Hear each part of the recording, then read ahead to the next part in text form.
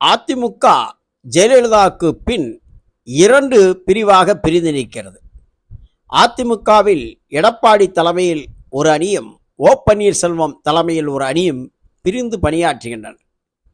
இந்த கட்சியின் பொதுச்செயலாளர் பதவிக்கு ஏற்பட்ட போட்டியில் பழனிசாமி பொதுச்செயலாளர் பதவியை கைப்பற்றினார். இந்த சூழலில் 2024 நடந்த தேர்தலில் எடப்பாடி பழனிசாமி பாஜக கூட்டணியை விட்டு வெளியேறி தனித்து போட்டியிட்டார்.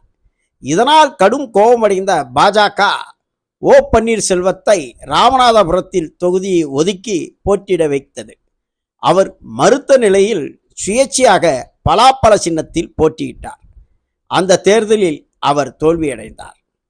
ஆனாலும் இது அதிமுகவின் நிரந்தர வேட்பாளரை எதிர்த்து அதிமுக எம்எல்ஏ போட்டியிடுவது தேர்தல் கமிஷன் சட்ட விதிகளின்படி தவறாகும். இதை சுட்டிக்காட்டி தேனியை சேர்ந்த மிலானி என்பவர் சபாநாயகருக்கு கடிதம் எழுதியிருக்கிறார்.